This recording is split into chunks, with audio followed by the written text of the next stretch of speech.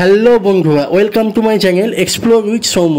আমাদের সবার প্রিয় ফেলুদার পাড়া রজনী সেন রোডে খুলে গেল একটি সম্পূর্ণ ভিন্ন স্বাদের নতুন বাঙালি রেস্তোরাঁ ক্যালকাটা নস্টালজিয়া। রেস্তোরাঁর স্পেশালিটি হলো ঠাকুরবাড়ির রান্না এবং পুরনো কলকাতার বহু হারিয়ে যাওয়া রেসিপি। এই রেস্টুরেন্টে ঢোকার মুখেই কবিগুরু রবীন্দ্রনাথ ঠাকুরের ছবি দেখে এবং ভিতরে অ্যাম্বিয়েন্সটা দেখার পর আপনাদের মনে পুরনো কলকাতার নস্টালজিয়া গ্রাস করতে বাধ্য।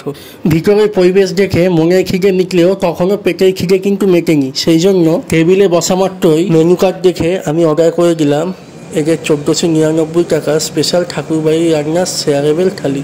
এই গরমে রিফ্রেশমেন্টের জন্য প্রথমেই নিয়ে নিলাম ঠান্ডা ঠান্ডা ডাবলেবুর শরবত। এছাড়াও এই থালিতে ছিল অলমোস্ট 20 টাইপস অফ আইটেম, যার মধ্যে ছিল ভাত, ডাল, 5 রকমের ভাজা, বাগদা চিংড়ি ভর্তা, ইলিশ মাছের লেজ ভর্তা, চিতল মাছের মুইঠা, দই ইলিশ এবং তার সঙ্গে আরও ছিল মুরগির রসগোল্লা, পাঁঠার বাংলা কারি এবং শেষ পাটে ছিল চাটনি, মিষ্টি, পাঁপড়, ডাবের পুডিং এবং হেমকণা পায়েস।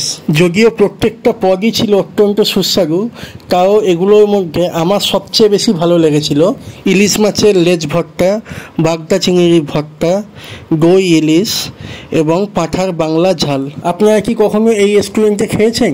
আর যদি খেয়ে থাকেন তাহলে আপনাদের কেমন লেগেছিল কমেন্ট করে আমাকে জানাতে ভুলবেন না কিন্তু। দই ইলিশে এত বড় সাইজের একটা ইলিশ মাছ দিয়েছিল এবং মাছটা অত্যন্ত ফ্রেশ ছিল। তার সঙ্গে পাঁঠার বাংলা ঝোলে মটনটা ছিল এইরকম লেভেলের সফট এবং জুসি। শেষ পাটে ডাবের পুডিং এবং হেমকণা পায়েস খেয়ে আমার মুখ দিয়ে যে শুধু একটাই কথা বেরিয়েছিল, জাস্ট ফাটাফাটি।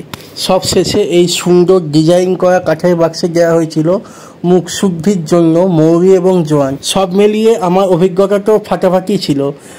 আপনাদের এই ভিডিওটি কেমন লাগলো কমেন্ট করে জানাতে ভুলবেন না কিন্তু। এরকম আরও ভিডিও সবার আগে দেখার জন্য চ্যানেলটি সাবস্ক্রাইব করে পাশে থাকবেন। ধন্যবাদ।